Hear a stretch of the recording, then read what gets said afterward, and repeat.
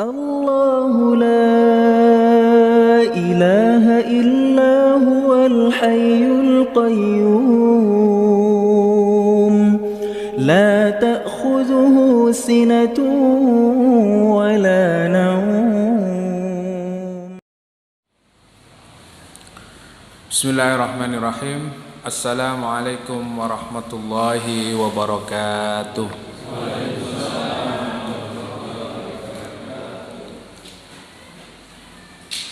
Innal hamdalillah nahmaduhu wa nasta'inuhu wa nastaghfiruh wa na'udzu billahi min shururi anfusina wa min sayyiati a'malina. May yahdihillahu fala mudilla lahu wa may yudlilhu fala hadiya lahu. Asyhadu an la ilaha illallah wahdahu la syarika lah wa asyhadu anna Muhammadan abduhu wa rasuluh. Allahumma la ilma lana illa ma 'allamtana innaka anta alimul hakim. Allahumma inna nas'aluka khaira ma fi hadhihi al-lailati wa khaira ma ba'daha wa na'udzu bika min syarri ma fi hadhihi al-lailati wa syarri ma ba'daha. Amma ba'du.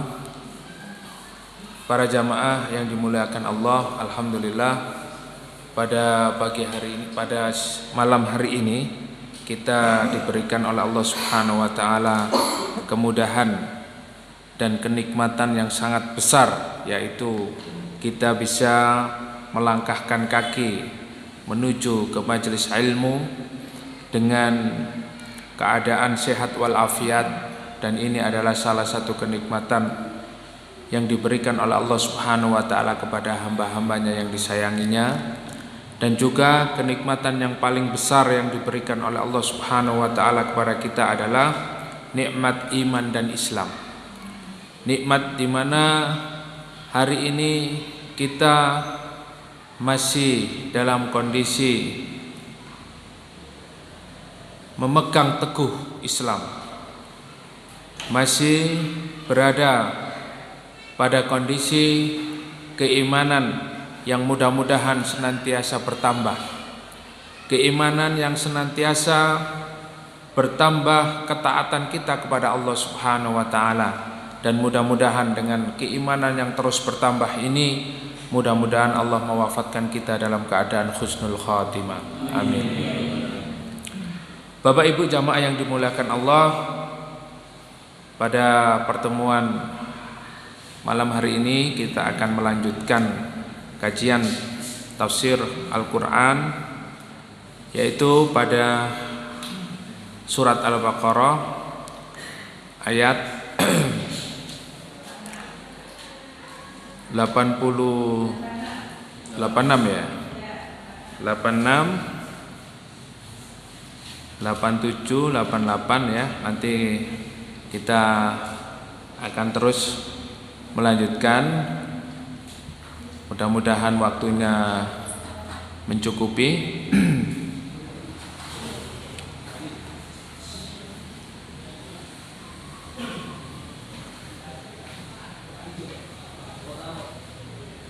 Enam ini ayat yang menjelaskan terkait dengan ayat sebelumnya, yaitu 85 ya. Kemarin belum sempat kita jelaskan, tapi kaitannya erat sekali dengan ayat sebelumnya, yaitu ayat 85.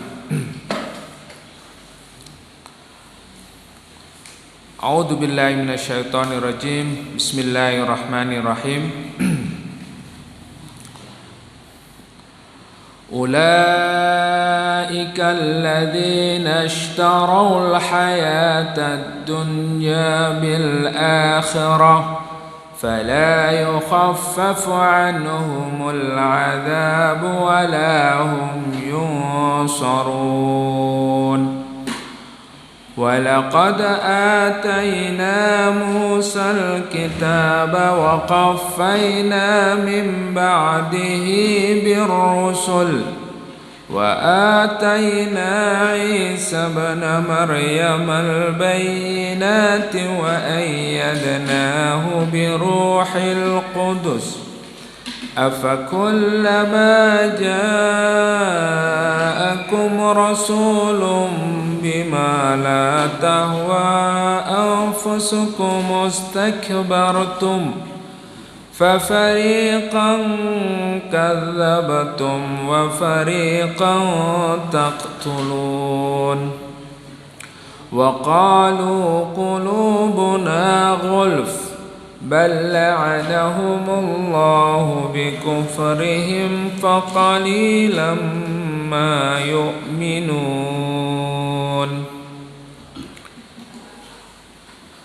Kita kaji ayat 86 sampai 88 dulu ya. Insyaallah nanti kita lanjutkan jika waktunya masih panjang ya. Silakan Pak Yoyo diterjemahkan. Iya. Ayat Al-Baqarah ayat 86, itulah orang-orang yang membeli kehidupan dunia dengan kehidupan akhirat, maka tidak akan diringankan siksa mereka dan mereka tidak akan ditolong.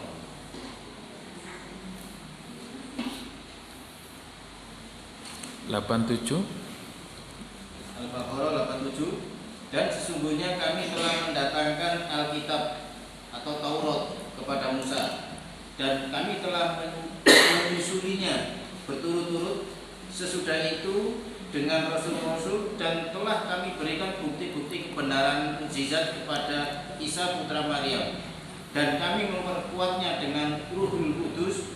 Apakah setiap datang kepadamu seorang rasul membawa sesuatu pelajaran yang tidak sesuai dengan keinginanmu, lalu kamu menyombong, maka beberapa orang di antara mereka kamu dustakan dan beberapa orang lain kamu bunuh. Ya, selanjutnya Ayat 88, dan mereka berkata, hati kami tertutup, tetapi sebenarnya Allah telah mengutuk mereka karena keingkaran mereka, maka sedikit sekali mereka beriman.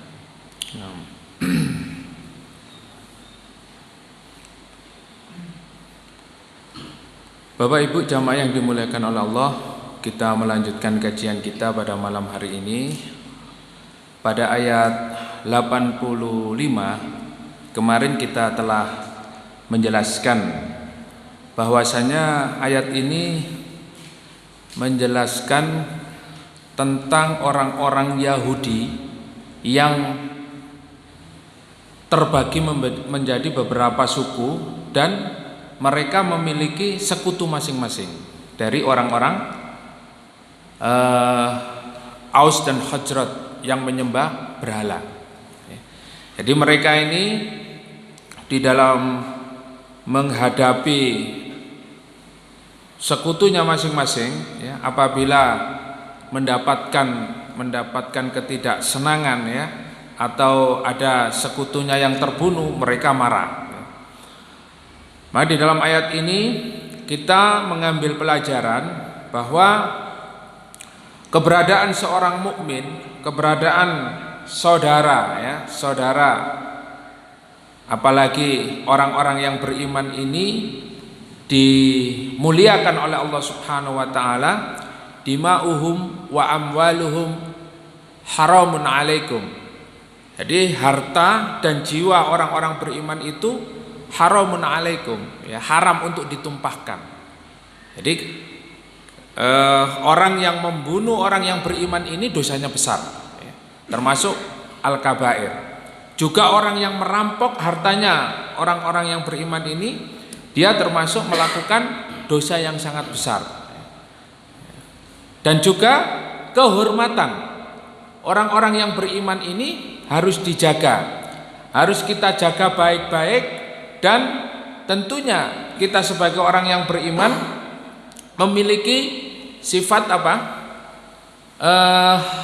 Rahmah, kasih sayang terhadap sesama muslim. Maka di dalam Islam itu kita diajarkan saling menjaga persaudaraan dan ukhuwah, persaudaraan Islamiyah ini tentu landasannya adalah iman Bahkan Imam Hasan Al-Basri mengatakan, inna ikhwanukum aghla min ahlikum. Sesungguhnya saudara kalian di dalam agama, saudara kalian yang kalian ikat berdasarkan iman, berdasarkan agama, itu lebih berharga dari saudara kandung sendiri. Sampai seperti itu. Kenapa Imam Hasan Al-Basri menjelaskan, inna ikhwanakum yadullukum ala dinikum. Karena persaudaraan yang diikat dengan iman, persaudaraan yang diikat dengan Islam, orang yang bertemu dengan saudaranya sesama muslim, sesama mukmin, itu biasanya mengajak kepada urusan-urusan agama. Jadi ketika kita ketemu dengan ikhwan, dengan saudara kita, ya, sesama muslim, sesama mukmin, sesama aktivis jamaah masjid, ya, terus pejuang subuh, mesti aktivitasnya atau ajakan-ajakannya itu mengarah kepada agama, yaitu mereka senantiasa memiliki aktivitas al-amru bil ma'ruf wan nahyu 'anil munkar, mengajak kepada kebaikan dan melarang dari perbuatan mungkar. Itu pasti. Maka Imam Hasan Al-Basri mengatakan lebih mahal, lebih berharga. Ya. Dan beliau menjelaskan, wa inna ikhwanukum yadullukum ala dunya wa ahlukum yadullu ila dunya. Kalau saudara-saudara seiman kita, ketika kita bertemu, kita diajak untuk membicarakan urusan agama, ya, ayo taklim, ayo kita berinfak, ayo kita sholat jamaah, ayo kita, ya, menjadi pejuang subuh, ya, mengajak orang untuk berbuat baik. Nah, sementara kadang-kadang, ya, kadang-kadang saudara kita sendiri, saudara-saudara, ya, saudara kita, ya, itu kadang-kadang mereka ketika bertemu dengan kita itu justru tidak membicarakan terkait tentang masalah agama. Apa yang dibicarakan? Ilad dunia. Apa yang dibicarakan? Dunia. Ya apa mas, sampean wis kerja nang ndi? Saulan bayarane piro? Mene sampean nih akhir tahun iku THR-ane oleh piro sampean? Terus liburane nang ndi? Ya. Eropa, Asia, New Zealand, ya. Yang dibicarakan urusan-urusan dunia. Mas sampean wis duwe omah ta, ya. KPR njupuk pirang unit, ya. Yang dibicarakan urusan-urusan dunia, ya. Sepeda motor sampean gak ganti ta, ya. Ya, mobil, ya, pokoknya kendaraan, ya, juga masalah lifestyle, gaya hidup, ya, masalah penampilan. Pokoknya yang dibicarakan ini kadang-kadang hanya seputar urusan dunia. Makanya kenapa kita ini perlu bertemu dengan saudara-saudara kita. Walaupun kita itu misalnya ya hanya ketemu sekedar melihat wajahnya saja, ya, di zikrullah, ya, melihat wajah saja, ini sangat menyenangkan, ya. Subhanallah, jenggotnya tambah dawa rek dulurku, ya. Menandakan apa? Semakin alim, misalnya seperti itu, ya. Hanya melihat wajahnya saja, ya, belum senyumnya, ya. Nanti kalau ketemu mesti ya apa infake, ya. Infaknya mana? Ya, diajak untuk berinfak, ya. Diajak untuk melakukan hal-hal yang ma'ruf, ya. Diingatkan, ya. Begitu juga ibu-ibu diingatkan, ya, terkait dengan masalah-masalah kebaikan-kebaikan. Nah, inilah pentingnya saudara seagama, saudara seiman, ya, saudara seislam. Sehingga di dalam mengokohkan persaudaraan itu Islam mengajarkan, ya, yang pertama adalah ta'arufan, ya. Kemudian tafahum, kemudian ta'awun, kemudian takaful. Jadi ada 4 landasan kita membangun sebuah persaudaraan. Yang pertama adalah ta'aruf. Ta'aruf ini penting ya, Bapak Ibu yang dimuliakan oleh Allah. Kita harus mengenal saudara kita. Kita harus mengenal siapa ya saudara kita ini. Umar ibnu Khattab radhiyallahu an, beliau mengatakan, kamu belum kenal saudaramu ya, kecuali kamu sudah pernah melakukan safar bersama ya. Tahu Pak safar? Perjalanan bareng ya. Mungkin naik gunung ya. Di situ kita tahu karakternya saudara kita. Oh arek iki ngamukan, arek iki ternyata ya. Biasa ini nang masjid itu alim ya, senyum. Ternyata ketika kita safar ngamukan, egois, sakarepe dhewe.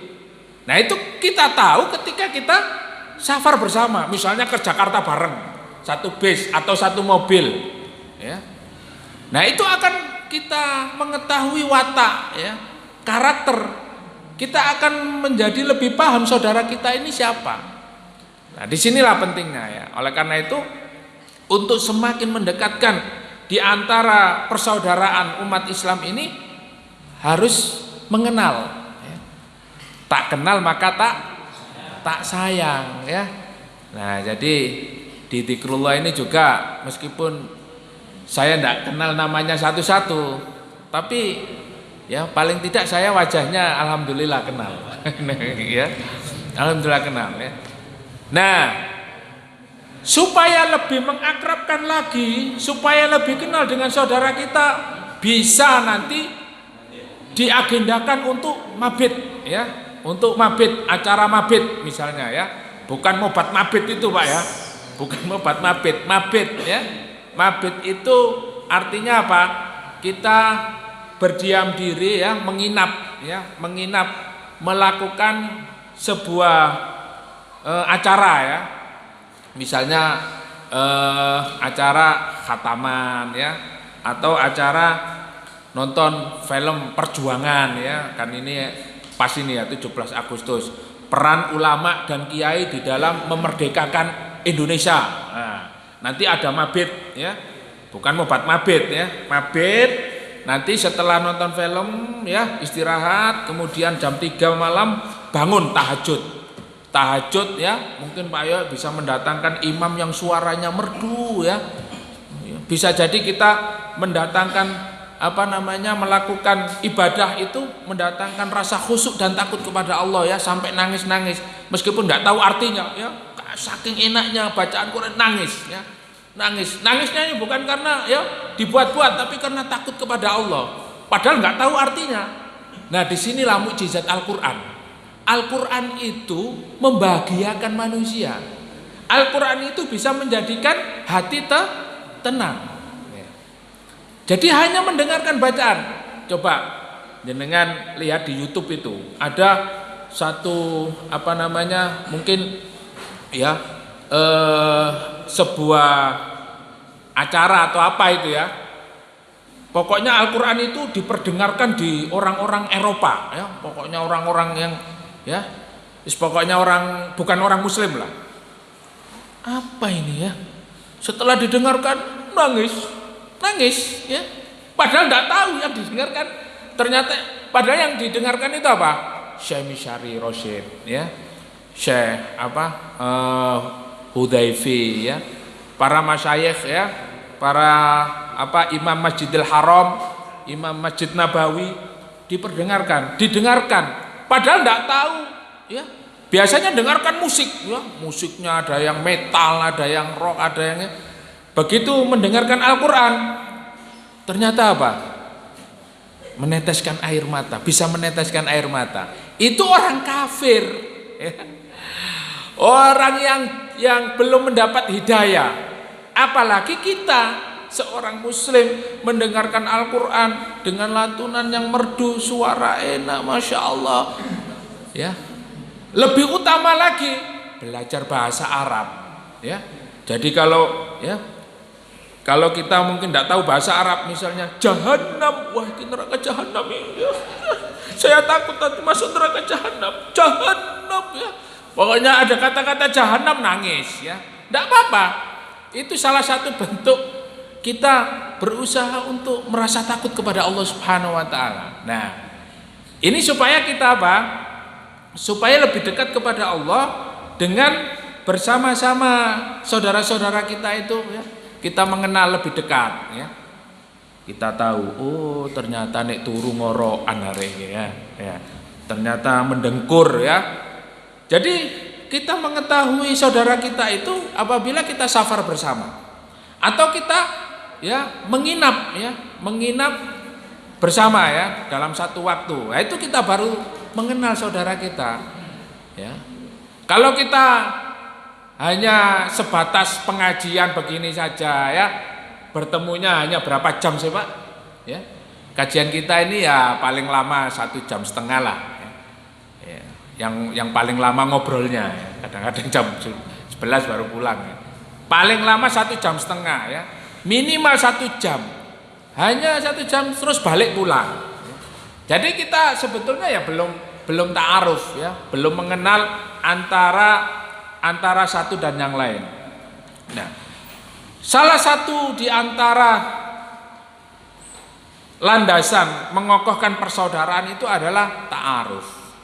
Tak kenal maka tak sayang. Ini satu ungkapan yang memang menunjukkan seorang muslim dengan muslim yang lain itu harus mengenal. Maka di antara salah satu yang diwajibkan, yang disunahkan oleh Rasulullah SAW ketika kita bertemu sesama muslim itu diantaranya adalah mengucapkan salam, afsus salam bainakum ya. Afsus salam wa at'imut ta'am wasilul arham ya. Wasallu wan nasu niyam tadkhulul jannata bisalam. Masya Allah, ternyata kalau kita membaca hadis ini ternyata masuk surga itu gampang ya. Afsus salam bainakum, sebarkanlah salam di antara kalian. Wa'at imut ta'am, dan berilah makan fakir, miskin, ya, anak yatim, ya, orang-orang yang lemah. Kemudian apa? Wasilul arham, sambunglah silaturahmi. Wasallu wan nasu niyam, dan sholatlah ketika kebanyakan manusia ini tidur. Artinya apa? Qiyamul lail. Tadkhulul jannata bisalam, maka kamu akan masuk surga dengan selamat.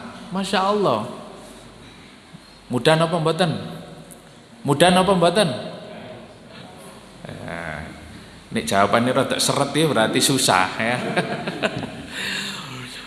Yang paling ringan adalah salam. Salam saja kalau kita itu pelit ya, irit ya, tidak pernah mengucapkan salam kepada saudara kita, bagaimana kita bisa memberikan harta kita kepada saudara kita, membantu fakir miskin, membantu saudara yang kekurangan? Wong salam aja tidak pernah.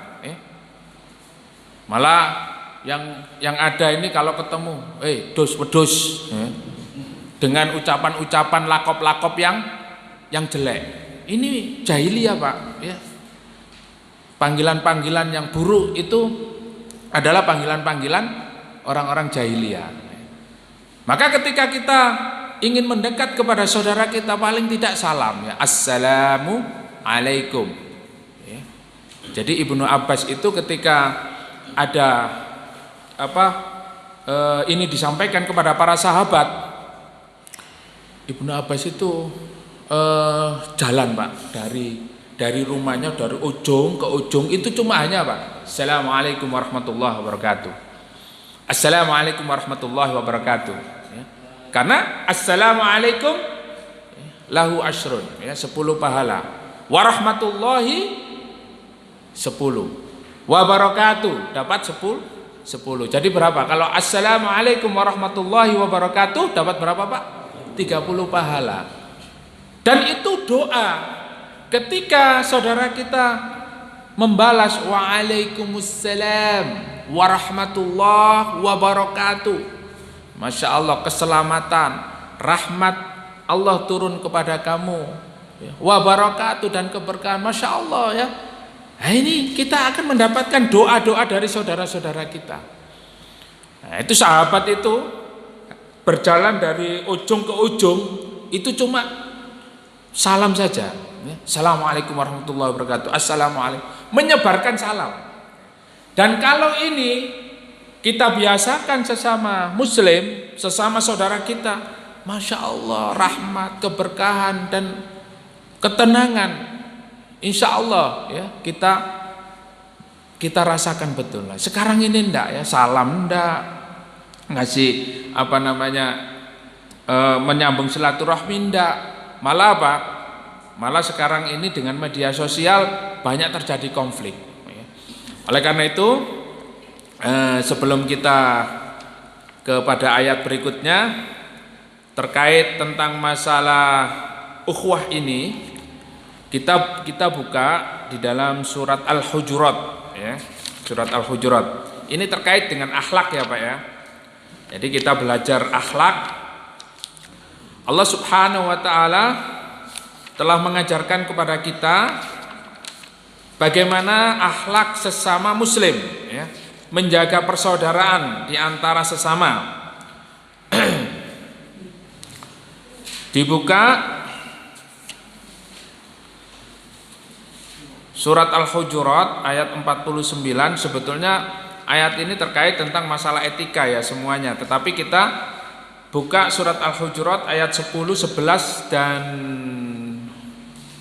12 ya. Ayat 10, 11 dan 12.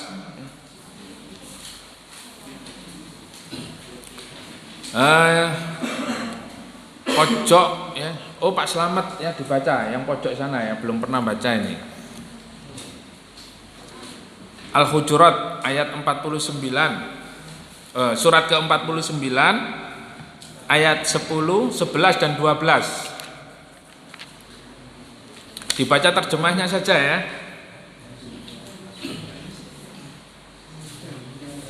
Belum dapat? Ya. Coba Mas yang pakai baju merah, sudah dapat Mas? Ayat 10.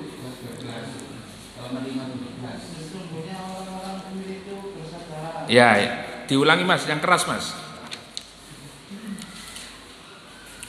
Sesungguhnya orang-orang kafir itu bersaudara, karena itu demikianlah antara kedua saudaramu yang berselisih dan bertakwalah kepada Allah agar mendapat rahmat. Ya. Kemudian ayat 11. Oleh orang-orang yang beriman, janganlah suatu kaum mengolok-olok kaum Sini Mas, sini Mas. Sini Mas. Masuk sini ya. Ya. Lebih baik daripada mereka yang mengolok, dan jangan pula perempuan mengolok-olokkan perempuan lain, karena boleh jadi perempuan yang diolok-olokkan lebih baik daripada perempuan yang mengolok-olok. Janganlah kamu saling mencela satu sama lain, dan janganlah saling memanggil dengan gelar yang buruk. Seburuk-buruk panggilan adalah panggilan yang buruk, fasik setelah beriman. Dan barang siapa tidak bertobat, maka mereka itulah orang yang berdosa. Ya. Ayat 12. Ya, Pak Iril, ayat 12 dilanjutkan. Yang keras. Hai orang-orang yang beriman, jauhilah banyak dari persangkaan. Sesungguhnya sebagian persangkaan itu dosa. Dan janganlah kamu mencari-cari kesalahan orang lain. Dan janganlah ada di antara kamu yang memuji sebagian yang lain. Apakah ada di antara kamu yang suka memakan daging saudara yang sudah mati? Tentu kamu merasa jika dan bertawakal. Tentu kamu merasa jijik. Nah, itu dan baru betul. Bertawakallah kepada Allah. Sungguh Allah Maha menerima tobat, Maha penyayang. Ya. Nah, ini ayat ini menjelaskan terkait tentang etika seorang muslim ya. Bagaimana kita berakhlak, beradab kepada sesama saudara kita ya. Jadi sesungguhnya innamal mu'minuna ikhwah. Jadi ini betul-betul ditekankan bahwa sesungguhnya sesama orang beriman itu adalah saudara ya. Innamal mu'minuna ikhwah ya. Jadi kalau ndak hafal ayatnya yang panjang, hafal itu saja, innamal mu'minuna Innamal mu'minuna ikhwatun ya. Coba sama-sama Bapak Ibu, innamal mu'minuna ikhwatun ya, ikhwah. Sesungguhnya orang-orang beriman itu bersaudara. Apa ikatan persaudaraannya? Iman ya. Ikatan persaudaraannya apa? Atas dasar iman. Iman kepada siapa? Iman kepada Allah ya. Landasan persaudaraan orang beriman itu adalah imannya, agamanya, bukan materi ya, bukan materi. Maka fa aslihu baina akhwaikum, kalau ada saudara kita yang berselisih, kita wajib mendamaikan ya. Jangan malah dikompori ya. Wis kaploken ya. Antem meneh ya. Jejeken ya. Malah dikompor-kompori ya. Ini syaiton ya, syaiton ya. Maka kalau kita menjaga persaudaraan itu ya, ini kita akan mendapatkan rahmat dari Allah Subhanahu wa taala. Tidak seperti orang Yahudi yang dijelaskan oleh Allah di dalam ayat ini yang kita kaji hari ini. Itu mereka membantu, kemudian membela, menolong berdasarkan apa? Berdasarkan hawa nafsunya ya. Karena dia ini menolong saya, memberikan harta kepada saya, membela saya ya. Baru dia dengan orang lain itu respect ya. Tapi kalau dengan orang yang belum pernah membantunya ya, belum pernah menolongnya, ini dia tidak akan bantu ya. Apalagi orang miskin, gembel ya. Gembel ini ya, nggak level ya. Nah, melihat orang yang di bawahnya itu hina. Nah ini, padahal di dalam Islam mengajarkan inna akramakum indallahi atqakum. Sesungguhnya orang yang paling mulia di sisi Allah Subhanahu wa taala adalah yang paling bertakwa di antara kalian. Bukan yang paling kaya, bukan yang paling cantik, bukan yang paling ganteng, bukan yang memiliki jabatan, bukan presiden, bukan menteri, bukan RT RW, bukan. Tetapi yang paling mulia di sisi Allah siapa? Yang paling bertakwa di antara kalian. Walaupun presiden, tapi dia tidak punya takwa kepada Allah, tidak melaksanakan perintah Allah, dia di sisi Allah Subhanahu wa taala menjadi orang kafir, orang dolim, orang fasik. Nah, disinilah ukuran ketakwaan ya.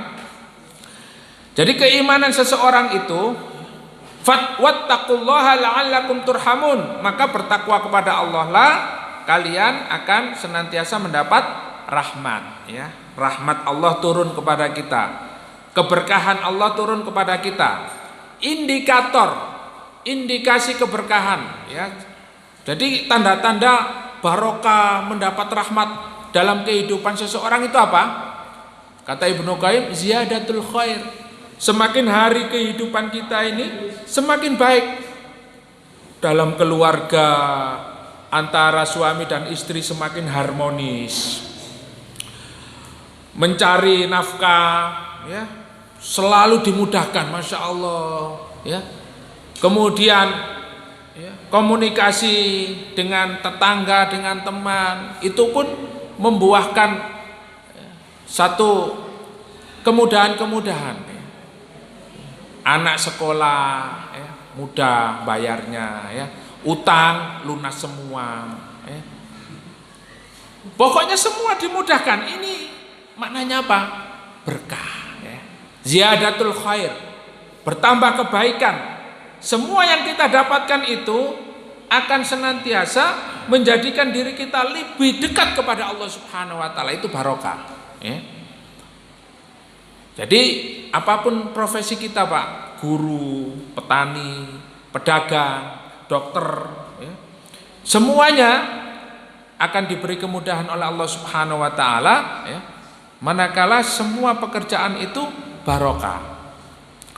Kemudian Allah Subhanahu wa taala juga memperingatkan kepada kita, ya ayyuhalladzina amanu la yaskhar qaumun min qaumin asa ayyakunu khairam minhum wala nisaun min nisa'in asa ayyakunna khairam minhunna wala talmizu anfusakum wala tanabazu bil alqab bi'sal ismul fusuqu ba'dal iman wa man lam yatub fa ulaika humudz zalimun. Ya. Bapak Ibu yang dimuliakan oleh Allah, ini kerap terjadi di tengah-tengah masyarakat, ya, di antara kita, tetangga, saudara, teman, sahabat. Oleh karena itu Allah memperingatkan kepada kita, hai orang-orang yang beriman, janganlah satu kaum mengolok-olok kaum yang lain, karena boleh jadi kaum yang diperolok-olokkan itu lebih baik, ya, daripada mereka yang mengolok-olok, ya. Jadi kita tahan lisan kita, Pak, ya. Bapak Ibu, kita belajar untuk menahan lisan kita, menahan tangan kita, ya, karena sebetulnya tulisan yang kita tulis di media sosial, ya, tulisan-tulisan ini itu sama hakikatnya dengan lisan kita, ya. Karena media sosial ini Masya Allah luar biasa, ya. Oleh karena itu kita tahan. Jangan sampai kita mengeluarkan kata-kata cacian kepada orang lain.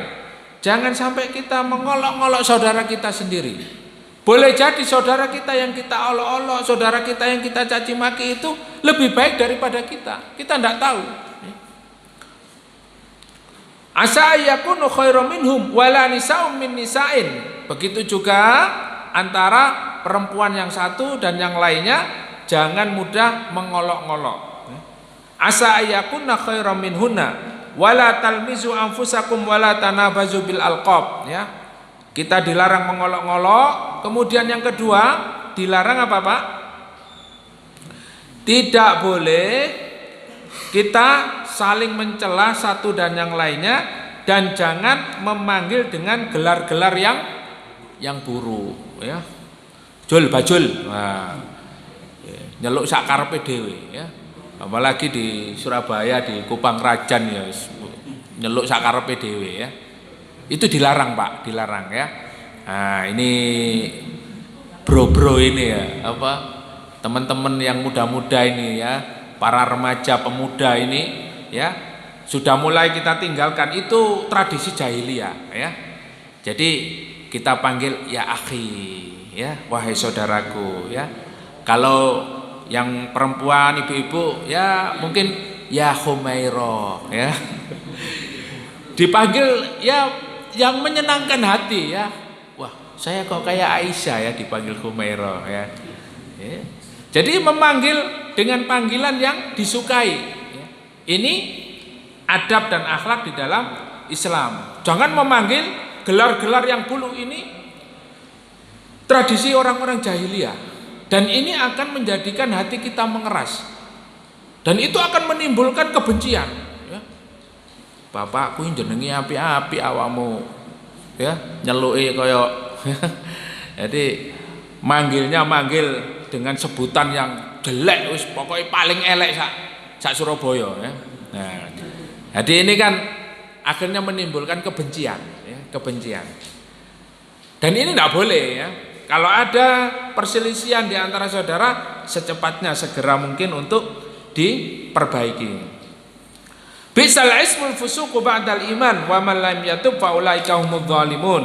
Ya ayyuhalladzina amanu ijtanibu katsiran minadh-dhon. Hai orang-orang yang beriman. Ini juga adabnya kepada saudara, jauhilah kalian, ya, di antara kalian suudzon, ya, ijtanibu katsiran minadh-dhon. Sesama saudaranya muslim, sesama saudaranya orang-orang beriman suudzon. Nah, ini tidak boleh, ya. Don-don yang ada di dalam diri kita kepada saudara kita segera kita perbaiki, ya. Jadi kita itu dianjurkan untuk berhusnudzon kepada saudara kita, ya. Jadi kalau kita don, ya, teman kita itu guyu dikira ngenyek, ya. Kalau kita zon sama saudara kita itu, padahal saudara kita ini tertawa, ya, senang, Masya Allah, kon ngenyek yo. Loh, aku iki guyu seneng ketemu awakmu, kok kon ngenyek yo. Aku anjene gak duwe duit, tapi ojo ngenyek. Ya Allah, ya salam, ya. Saya ini bahagia senang ketemu antum. Itu kalau dzon begitu, ya. Apalagi nggak tertawa. Oh, anjene gak seneng be aku. Ya. Nah, gak tahu disopo, gak guyu, ya. Nah, disitulah Pak, kalau kita sudah dzon kepada saudara kita itu, apa yang dilakukan saudara kita itu jelek semuanya. Apalagi sama suami dan istri. Ya, jangan sampai ada dzon, ya, ada prasangka ya terhadap suaminya. Kalau sudah di rumah tangga itu ada dzon, suami dengan istri, istri dengan suami, waduh, ya, rumah itu serasa apa? Neraka. Ya. Gak kobongan tapi koyo panas terus. Assalamualaikum, waalaikumsalam. Ya, udah. Sampean aku ngerti sampean lapo nang jobo. Lho, apa ya? Aku yang ngerti sampean nang omah lapo. Jadi sesama suami dan istri selalu dzon. Makanya di dalam Islam itu apa? Ijtanibu katsiran minadh-dhon. Jauhilah prasangka itu, ya. Selalu berhusnudzon kepada saudara sesama muslim, apalagi terhadap suami dan istri. Suami dan istri itu dia akan mendapatkan satu kebahagiaan apabila samahatun nafs. Di dalam keluarga itu dia memiliki samahatun nafs, berlapang dada, memahami, menerima kekurangan suami dan istrinya. Hal-hal yang kecil itu wajar. Kekurangan terhadap istri, terhadap suami wajar, ya. Masing-masing suami dan istri memiliki kelebihan dan kekurangan. Maka kalau di dalam keluarga tidak ada samahatun nafas, tidak ada lapang dada menerima kekurangan, ini yang akan menjadikan konflik, ya. Maka ingat, kita membangun sebuah keluarga, membangun persaudaraan semata-mata beribadah karena hanya kepada Allah, mencari ridho Allah. Tujuan kita berumah tangga, membangun bahtera ini apa? Ya ayyuhalladzina amanu, wahai orang-orang yang beriman, jauhkanlah apa? Keluargamu, dirimu, ku anfusakum wa ahlikum naro. Supaya apa? Kita menjauhkan anak, diri kita, keluarga kita dari api neraka. Ini tujuan yang utama, agar kita mendapatkan kebahagiaan di akhirat. Dan tujuan ini sangat besar sekali. Visi misi kehidupan kita ini untuk beribadah kepada Allah, agar kita selamat di akhirat kelak. Maka kalau ada, ya, warna-warni kehidupan atau seni dalam berumah tangga, ini harus kita pahami. Istri kita memiliki banyak kekurangan, suami kita memiliki banyak kekurangan, atau di dalam persaudaraan saudara kita ini banyak memiliki kekurangan. Oleh karena itu harus samahatun nafas atau salamatus sodr, ya. Saling memahami ada kekurangan masing-masing, sehingga tidak menuntut yang terlalu, ya, berlebihan, yang tidak mampu, ya. Tidak ada kemampuan pada suami dan istri atau saudara kita. Oleh karena itu dzon-dzon yang ada pada diri kita itu hendaknya dibuang jauh-jauh. Oh, enggak begitu, ya. Misalnya mendengar informasi tentang saudara kita atau suami atau istri, ya. Ya itu kita harus, oh saya tahu siapa dia, saya tahu siapa orangnya, ya. Enggak mungkin lah. Nah, jadi yang seperti itu harus, apalagi hari ini informasi-informasi, ya, terkait tentang ulama, tentang ustadz, tentang kiai ini, kiai. Jangan sampai Pak kita itu termakan isu komunis, isunya orang-orang yang tidak senang dengan kiai, tidak senang dengan ulama, ya. Kita ikut-ikutan jelekan, ada ini kiai kurang ajar, terus kiai setan. Padahal orang komunis Pak dari dulu itu mengatakan santri kiai itu setan kampung. Santri, kiai, guru ngaji, ustadz itu mereka menamakan setan kampung itu tahun dulu ya. Kadrun. Nah, itu bahasanya orang komunis. Jadi mereka itu anti Arab, anti agama. Jangan sampai kita ikut-ikutan menjelekkan ulama, menjelekkan kiai, menjelekkan saudara kita, apalagi menjelekkan ya, takmir masjid Dzikrullah ya. Kalau ada informasi tentang saudara kita, kita harus mencari informasi dengan benar. Jangan mensikapinya ya, oh anjene iku elek iku ya, terus dengan sikap-sikap yang sudah suudzon duluan ya. Nah, ini bukan sikap seorang muslim. Inna ba'dadh-dhanni ismun. Sesungguhnya apa? Don-don yang ada pada diri kita itu akan menjadikan diri kita jatuh ke dalam perbuatan dosa. Wala tajassasu, jangan kalian di antara mukmin itu saling tajassus. Apa tajassus? Memata-matai ya. Sesama saudaranya mata-matai ya. Hati-hati sampean sampai Pak Yoyo iki. Pak Yoyo iku koncone jenderal-jenderal tok iku rek. Koncone jenderal-jenderal ya. Nanti wes hati-hati loh iku. Ini salah satu perbuatan yang dilarang di dalam Islam, tajassus ya, memata-matai, apalagi memata-matai. Hati-hati loh Pak ya, sama takmir masjid Dzikrullah, teroris itu. Iku biasanya nek ngajine iku keras. Terus nek celana cingkrang. Pasti teroris ya. Omongane bojone cadaran. Waduh. Nanti data-data ya, terkait tentang saudaranya muslim ini apalagi dijual dan mendapatkan imbalan dunia. Naudzubillah tsumma naudzubillah min dzalik. Ini tidak boleh ya, tajassus ya. Ini namanya tajassus.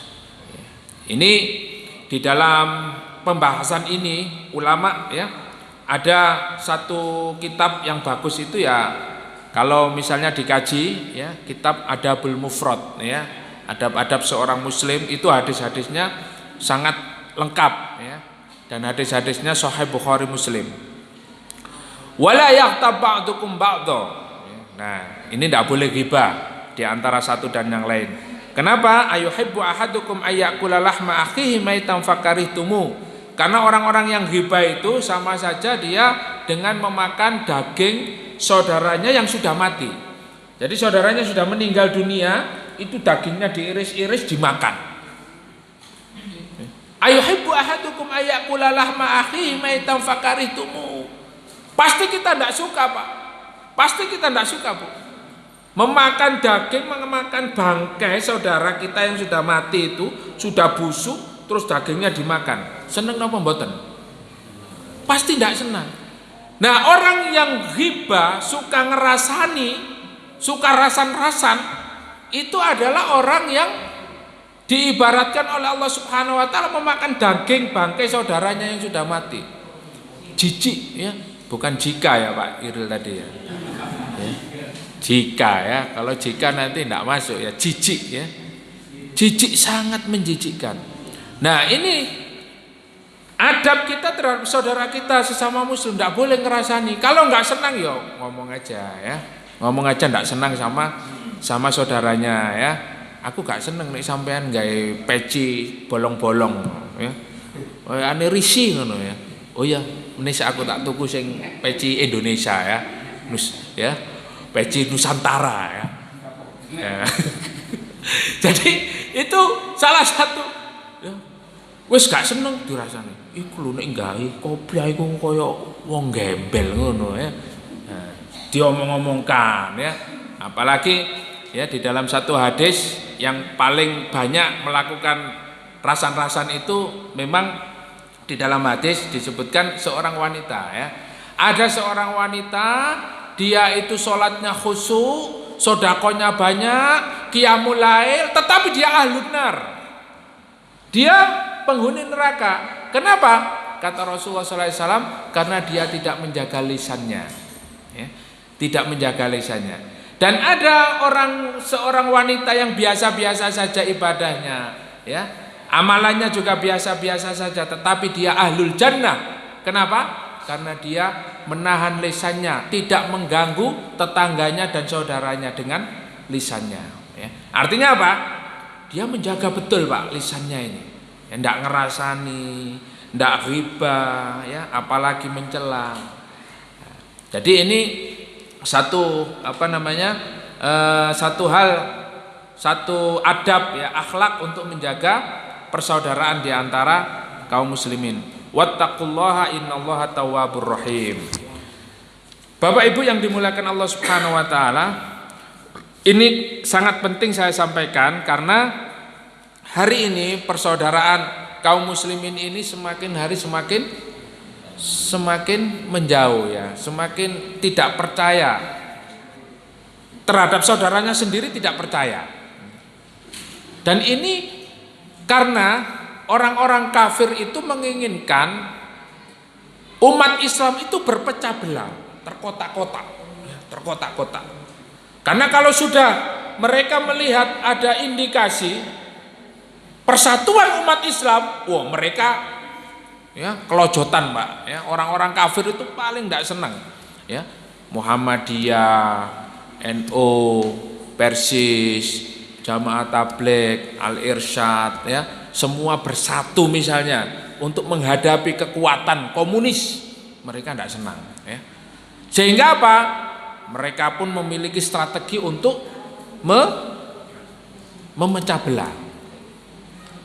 Salah satu, ya, kalau kita membaca di satu strateginya orang-orang Amerika itu ada namanya satu lembaga namanya RAND Corporation, ya, RAND Corporation itu lembaganya orang-orang kafir untuk menderadikalisasi. Nah, itu terdiri dari ulama, ratusan ulama di seluruh dunia kumpul di Amerika sana Pak. Tujuannya apa? Untuk menjadikan umat Islam itu sedikit demi sedikit menjauh dari agamanya, ya. Jadi deradikalisasi supaya umat Islam itu tidak radikal, ya. Supaya umat Islam itu tidak dalam kehidupan visi misinya memperjuangkan Islam, jangan sampai. Lah itu ada satu lembaga sedikit demi sedikit menjauhkan dari Islam dengan apa? Ya, saya tidak menyebutkan lembaganya, tidak menyebutkan personalnya, tetapi ini sudah dilakukan. Salah satu lembaga tokohnya diambil, ya, disekolahkan, ya, di Inggris, di Amerika, ya, kemudian di negara-negara di mana dia sudah dicuci otaknya, liberalisme, sekulerisme. Jadi mereka ini, ya, kalau dulu penjajahan itu menyekolahkan Senok Gorgonyo, ya, masih kenal Pak ya, sudah pernah saya sampaikan di sini. Senok Gorgonyo itu seorang sekuleris, ya, dari Belanda. Dia belajar Islam, hafal Al-Quran 30 juz, kemudian hafal Sahih Bukhari Muslim. Ya, jenengan hafal berapa Pak Sahih Bukhari Muslim? Al-Quran saja yang wajib berapa juz? Ya, juz 30 hafal sedoyong ya? Belum. Ini Pak, ya, hafal 30 juz Sahih Bukhari Muslim, ya, hafal, ya, sekitar 4.000, ya, hadis hafal. Pulang ke Indonesia, ya, kemudian merubah namanya menjadi Haji Abdul Malik, ya, atau Abdul Karim Abdul Malik, ya. Berkhutbah Pak di sini, ya. Lulusan mana ya? Mekah, ya. Percaya nggak kalau dia seorang ulama? Ya. Lulusan mana? Mekah, ya. Gaya sorban, ya.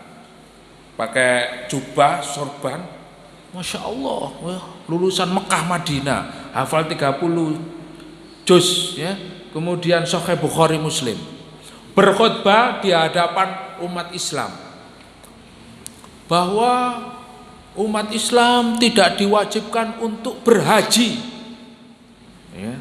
Wah, bagus ini ya.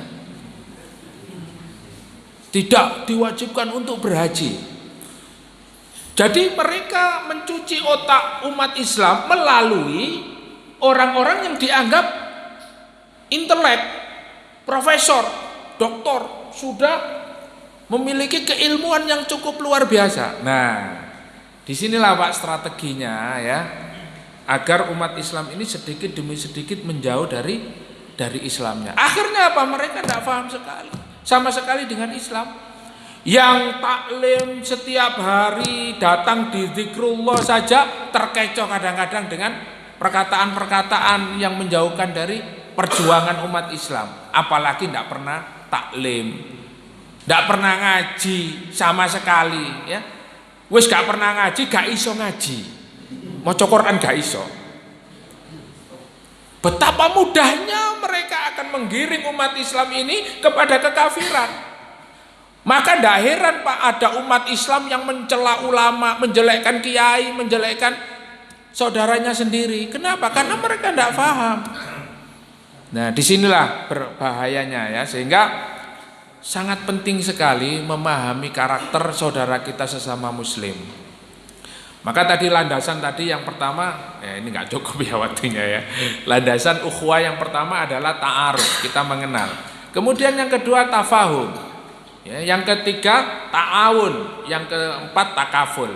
Tafahum ini memahami bagaimana saudara-saudara kita ini ya, memiliki kemampuan ya secara ekonomi, ya, memahami saudara-saudara kita secara keilmuan seperti apa. Makanya kita harus bersama ya. Saya setuju kalau Masjid Zikrullah ini mengadakan mabit. Yang datang seperti malam hari ini, datang ya. Maksudnya kita bersama-sama mabit di sini supaya tahu mengenal antara satu dan yang lain ya. Jadi tidak hanya sekedar ta'aruf tapi tafahum ya. Jadi ngerti apa namanya modelnya saudara kita itu seperti apa ya. Ketika dia tidur, ketika dia itu misalnya melihat saudaranya membutuhkan sesuatu, apakah tanggap atau enggak, atau dia itu egois ya, mementingkan dirinya sendiri. Lah ini makanya kata Umar Ibn Khattab tadi, kita itu mengetahui seseorang kalau kita safar bersama. Kalau sudah pernah safar bersama itu kita akan bisa memahami. Kemudian ta'awun, saling tolong menolong, ini sangat penting Bapak Ibu ya. Jadi bentuknya apa tolong menolong ya. Di dalam Islam itu kita diajarkan ya, authaqu ural iman yang paling kuat pada seseorang itu ditandai dengan dua hal. Jadi iman seseorang itu kuat ya, jenengan atau siapa saja ya, al-hubbu fillah wal bughdhu fillah. Apabila dia mencintai karena Allah dan membenci karena Allah. Ya. Kalau di dalam sebuah kitab itu ada tulisan yang sangat bagus, yaitu al-wala wal bara. Siapa orang-orang yang kita cintai? Siapa orang-orang yang kita berikan pertolongan? Nah, ini namanya al-wala ya. Kemudian siapa orang-orang yang kita benci? Wah, Ustadz ini kok mengajarkan kebencian? Tidak. Karena memang di dalam Islam itu kita diajarkan oleh Allah untuk mengetahui siapa musuh kita. Siapa musuh kita? Innasyaitana lakum aduwwum mubin. Setan itu musuh kalian yang nyata ya. Nah, setan itu Pak minal jinnati wan nas. Dari golongan jin dan manusia. Lah, siapa setan yang dari golongan manusia? Macam-macam. Ini perlu dibahas Pak, panjang ya. Nah, ini kalau kita tidak ngaji tidak tahu musuh kita siapa, teman kita siapa. Nanti musuh dijadikan teman, teman dijadikan musuh. Nah, di dalam Islam sudah sangat jelas sekali Maka iman yang paling kuat yang ada pada diri seorang mukmin itu manakala dia mencintai sesuatu karena Allah, mencintai istrinya, mencintai anaknya, mencintai saudaranya hanya karena Allah Subhanahu wa taala, bukan karena yang lain. Begitupun membenci sesuatu, benci karena Allah Subhanahu wa taala. Nah, kemudian ta'awun takaful ya, memenuhi kebutuhan-kebutuhan saudara. Itulah landasan di dalam membangun persaudaraan. Nah, kemudian terakhir ulaikal ladzina ishtarul hayatad dunya bil akhirah fala yukhaffafu anhumul adzabu wala hum yunsarun. 86 ini Allah Subhanahu wa taala menyatakan mereka itulah orang-orang yang membeli kehidupan dunia dengan kehidupan akhirat, maka tidak akan diringankan azabnya dan mereka tidak akan ditolong ya. Siapa mereka? Mereka yang menjadikan sebagian Al-Qur'an, sebagian kitab Allah dipilah, hukum yang sesuai diambil, dan yang tidak senang hukum-hukum Allah, syariat Allah dibuang jauh-jauh ya. Nah, ini biasanya Pak dialami oleh mahasiswa-mahasiswa yang ada di fakultas-fakultas ya. Di dalam pembelajarannya itu kalau kita tidak mempunyai tauhid yang kuat, yang pertama kali yang ditanamkan di mahasiswa itu apa? Ilmu filsafat ya, ilmu filsafat. Sehingga setiap hukum, setiap syariat yang ada di dalam Islam itu dikaji. Salah satu contoh ini ya, karena saya juga ya salah satu mahasiswa ya, S2 ya, saya ngambil S2 di Universitas Muhammadiyah Surabaya ya. Itu selalu mengkaji sesuatu yang sebetulnya di dalam Islam itu sudah qat'i ya, tetapi masih dikaji. Karena apa? Di dalam ilmu filsafat itu kepuasan logika ya. Jadi semua didasarkan atas logika. Kalau tidak masuk akal tidak dipakai ya. Kenapa? Contohnya kenapa kita itu kalau sholat menghadap kiblat dan harus menghadap Ka'bah? Nah, kenapa orang itu kok kalau di Mekah dianjurkan untuk mencium Hajar Aswad? Nah, ini kira-kira kita kalau pakai logika Pak ya, masuk apa enggak? Kita tidak akan bisa melogika hal-hal yang seperti ini. Umar ibnu Khattab radhiyallahu anhu mengatakan ya, bahwa kenapa dia mengikuti mencium Hajar Aswad? Karena Rasulullah mencium Hajar Aswad, meskipun dia tidak tahu apa maknanya ya. Nah, ternyata memang ada fadilahnya ya, ada fadilahnya. Nah, fadilah-fadilah seperti ini mereka kalau hanya berdasarkan logika-logika, dia tidak akan ketemu. Makanya orang-orang yang memiliki ideologi sosialisme, komunisme, dia memahami alam semesta, memahami sesuatu hanya dengan materi saja. Kalau tidak masuk akal, oh enggak. Seperti apa? Oh, kami tidak pernah melihat surga dan neraka, ya. Maka kami tidak percaya. Kami tidak akan percaya dengan surga dan neraka, apalagi malaikat, tidak ada itu ya. Itu cuma ilusi ya. Nah, apalagi ada bidadari, apa itu? Gak percaya ya. Sampai seperti itu. Kenapa? Karena yang dipakai adalah logika. Nah, orang-orang yang seperti ini, ulaika alladzina ishtarul hayatad dunya bil akhirah. Biasanya menjual akhiratnya dengan dunia ya. Mereka yang penting senang, muda kaya raya ya. Tua salah ya, muda foya-foya, tua kaya raya, mati masuk surga, surganya mbah kita punya surga ya nggak apa-apa. Jadi muda foya-foya, tua kaya raya, mati masuk surga. Wah, ini memang keinginan yang wajar ya. Tetapi apakah bisa seperti itu? Tidak bisa. Kita harus mengikuti aturan Allah dan Rasulnya. Ya. Maka siapa yang mengikuti Allah dan Rasulnya, mengikuti Al-Quran dan As-Sunnah, sebagaimana Rasulullah katakan, taraktu fikum amroini lan tadhillu abadan. Saya tinggalkan 2 perkara yang kamu tidak akan tersesat selama-lamanya. Apa itu? Kitabullahi wa sunnatu rasuli, yaitu Al-Quran dan As-Sunnah. Ini kalau kita lurus memegang teguh sampai mati, kita tidak akan tersesat selama-lamanya.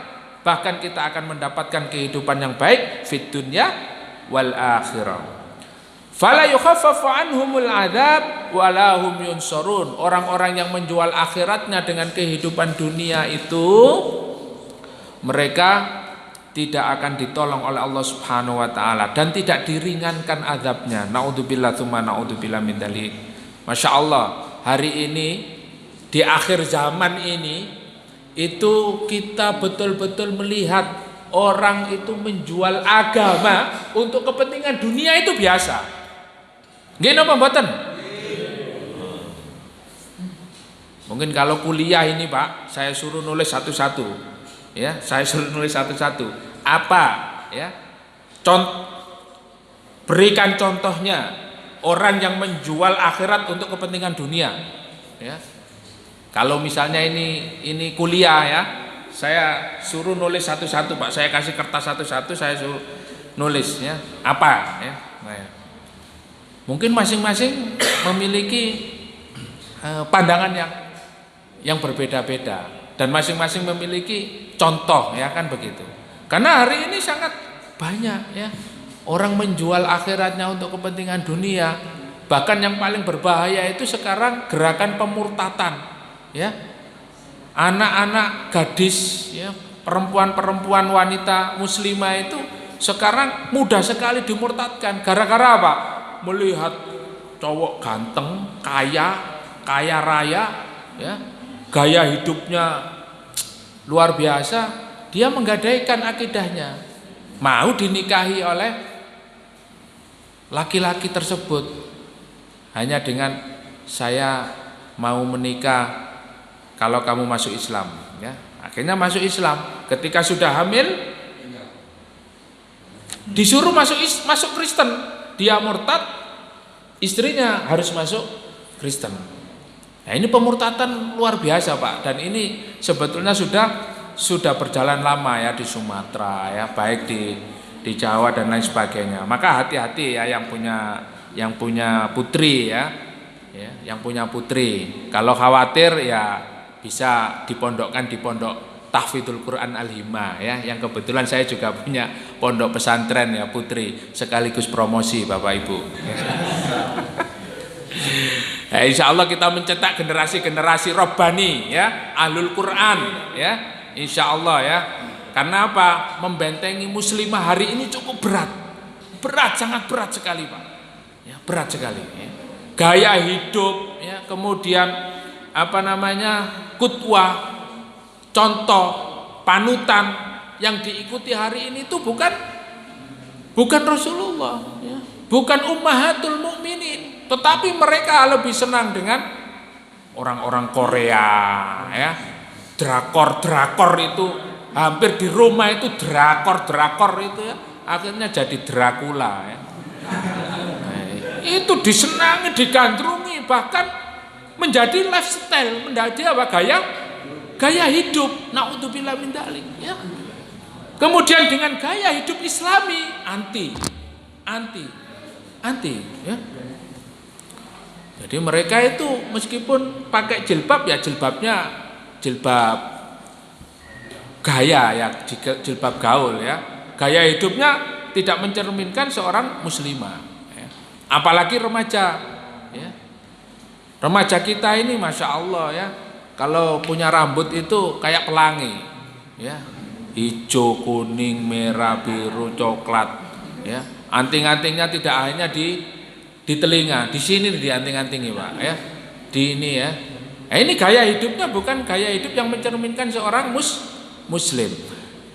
Dan ketika mereka diajak untuk menuju kepada kehidupan yang lebih islami, mereka gengsi, mereka down, seakan-akan ketinggalan zaman, ya. Ini gak zaman ini, gak level ini, ya. Mereka minder. Nah, apalagi mereka mondok. Ya, mondok itu tempatnya orang-orang terbelakang. Mondok itu tempatnya orang-orang miskin. Mondok itu tempatnya orang-orang yang gak punya fulus, ya. Nah, itu. Jadi mereka menjelekkan betul sistem pendidikan Islami. Padahal kalau kita melihat konsep pendidikan Rasulullah, apa yang dilakukan oleh Rasulullah kepada para sahabat?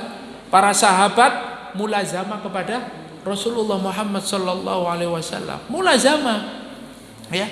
Halaqah seperti ini, ya. Ini mulazamah. Dan ini adalah konsep pembelajaran yang dilakukan oleh Rasulullah kepada para sahabat. Bentuknya seperti ini. Tetapi hari ini apa? Sebuah majelis taklim yang berbentuk lingkaran itu menunjukkan bahwa majelis taklim itu radikal. Ya. Itu masuk, Pak, ke dalam tanda-tanda kelompok radikal. Dan itu ditulis langsung oleh BIN. Pokoknya kalau taklimnya, kajiannya itu bentuknya lingkaran, ya, halaqah, mulazamah seperti ini, itu katanya radikal, ya. Nah, yang tidak radikal apa? Ya, yang kalau pulang itu dapat berkat itu, Pak, tidak radikal itu, ya. Jadi nggak ada pengajian begini, tidak ada, ya. Kajian-kajian seperti ini tidak ada, belajar seperti ini tidak ada, ya. Tidak boleh. Nah, disinilah kita melihat bahwa hari ini umat Islam itu sedikit demi sedikit dijauhkan dari Islam. Nah, Bapak Ibu yang dimuliakan Allah Subhanahu wa taala, mudah-mudahan apa yang kita kaji pada hari ini senantiasa menambahkan keimanan yang kuat terhadap diri kita, dan kita berazam untuk senantiasa memperkuat, ya, memperdalam ilmu-ilmu agama, melangkahkan kaki kita ke majelis-majelis ilmu, ya, ke taman-taman surga Allah. Mudah-mudahan dengan kita istiqomah, sabar dan sabat, ya, tegar di atas jalan Allah Subhanahu wa taala, Allah mewafatkan kita dalam keadaan husnul khatimah. Amin amin amin ya rabbal alamin. Itu saja yang bisa saya sampaikan, mudah-mudahan bermanfaat. Ada pertanyaan? Nggih, monggo silakan. Kalau dijelaskan, bahkan diberi contoh, bukan seorang ulama jangan menjelaskan kiai. Kalau banyak ulama, contoh ini contohnya orang yang menjual agama. Kalau dijelaskan, nanti kan berperan. Iya. Diberi contoh gitu, ya. Kalau biar jelas, biar tidak salah tangkap. Iya. Jadi sebetulnya di dalam perjuangan Islam ini banyak kita menemukan, ya, di dalam sejarah itu tidak hanya hari ini saja, ya Pak, ya. Di dalam sejarah Islam, ya, itu yang namanya ulama, ya, atau ada orang-orang yang alim yang menjual agama ditukar dengan dunia, itu yang jelas di dalam Al-Quran ini, yang jelas-jelas, ya, itu ada seorang ulama yang bernama Bal'am bin Ba'uro, ya. Ada seorang ulama yang bernama Bal'am bin Ba'uro. Itu dijelaskan di dalam tafsir, itu di dalam surat Al-A'raf ayat 175, ya. Itu jelas sekali. Bal'am bin Ba'urah ini adalah seorang ulama Bani Israel yang alim, memahami betul tentang ilmu din, ya, ilmu agama ini. Dia sampai di dalam sebuah penjelasan dijelaskan, ketika Bal'am ini berdoa kepada Allah Subhanahu wa taala, pasti dikabulkan oleh Allah. Misalnya ada orang sakit datang kepada Bal'am, "Ya Allah, sembuhkanlah si fulan." Langsung sembuh. Ada orang kesusahan, kesulitan, datang ke Bal'am, didoakan, ya Allah berikanlah rezeki kepada si fulan. Allah langsung memberikan keinginannya. Saking alimnya. Nah, begitu ketika dia diminta oleh seorang penguasa ya pada waktu itu, diminta untuk mendoakan agar Nabi Musa dan bala tentaranya celaka, dia tidak mau mendoakan, tetapi dipaksa ya. Dipaksa, ya Bal'am, kamu nanti akan diberikan kekuasaan, kemudian diberikan wanita yang paling cantik di antara negeri ini ya. Kemudian diberikan jabatan ya. Semua hal itu disampaikan ya. Dan akhirnya dia mengatakan, tidakkah kamu tahu bahwa Musa itu adalah Nabi Allah? Iya tahu, tetapi yang bisa merubahnya, yang bisa mencelakakannya hanya dari doamu. Padahal Bal'am sudah tahu kalau itu adalah Nabiullah, tetapi dia tetap ya, karena dia dipaksa ya, kemudian di dalam hatinya juga ingin mendapatkan iming-iming tadi ya, akhirnya berdoa, ya Allah ya, celakalah. Jadi lidahnya itu terpeleset, Pak. Jadi sebetulnya dia itu mendoakan Allahumma ahlik Musa ya.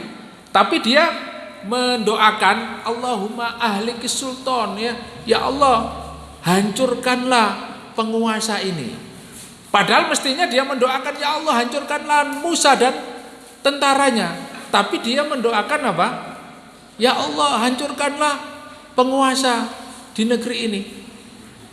Pada saat itu penguasanya ini dengar, ya Bal'am, celaka kamu. Apa yang kamu doakan? Saya sudah berusaha untuk berdoa supaya ya Allah hancurkanlah Musa, tapi lidah saya tidak bisa. Terbalik. Bahkan di dalam tafsir Ibnu Katsir itu dikatakan lidahnya itu menjulur. Ya. Lidahnya itu menjulur kayak anjing gitu. Jadi melet-melet gitu. Sampai ya panjang. Nah, itu di dalam di dalam tafsir disebutkan. Maka di sini disebutkan mathaluhum kamathalil kalb. Ulama, orang yang faham agama tetapi dia masih saja mendukung ya, artinya menjadikan kebatilan itu, mendukung kebatilan itu, kemudian mengambil kehidupan dunia sebagai jalan hidupnya, artinya menerima tawaran-tawaran tadi itu, mathaluhum kamathalil kalb. Dia itu seperti kalbun. Seperti apa? Seperti anjing. Nah, ini bisa dibuka di dalam surat Al-A'raf ayat 176. Kamathalil kalb intahmil alaihi yalhath au tatrukhu yalhath. Ya. Jadi dikasih ya melet, enggak dikasih ya melet-melet, itu kayak anjing. Dzalika mathalul qaumil ladzina kadzabu bi ayatina. Begitulah perumpamaan orang-orang yang mendustakan ayat-ayat kami. Nah, ini saya hanya bisa hari ini malam ini menyampaikan sebuah contoh seorang ulama yang menjual agama demi dunia ya. Kalau hari ini Pak banyak Pak ya. Kalau kita contohkan satu-satu nanti ini ya. Tetapi Allah sudah memberikan contoh di dalam Al-Qur'an ya.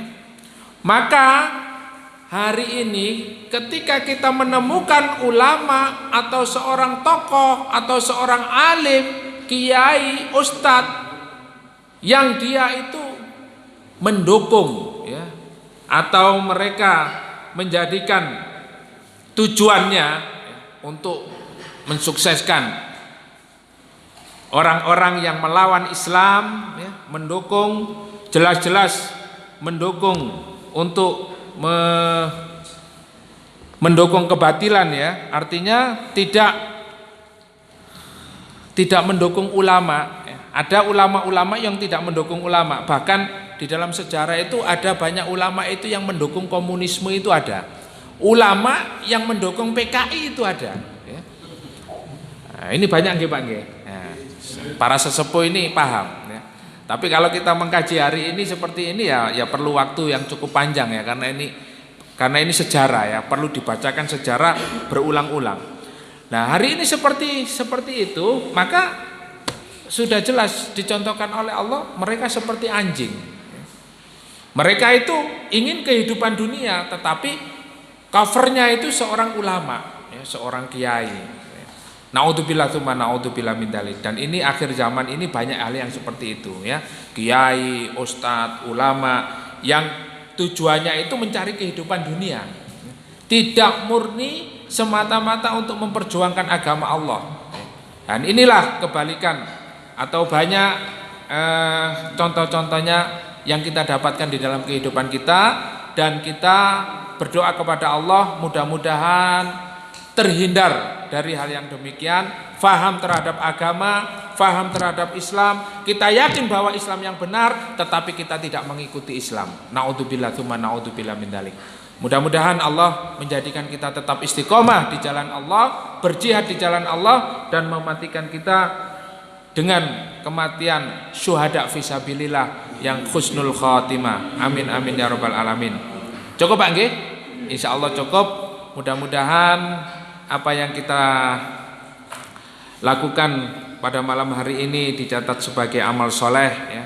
Majelis ilmu kita diberkahi oleh Allah Subhanahu wa taala, dan kita mendapatkan ilmu yang bermanfaat menjadi amal jariah kelak di hadapan Allah Subhanahu wa taala. Dan kita tutup dengan doa kafaratul majlis. Subhanakallahumma wa bihamdika asyhadu an la ilaha illa anta astaghfiruka wa atubu ilaik. Assalamualaikum warahmatullahi wabarakatuh.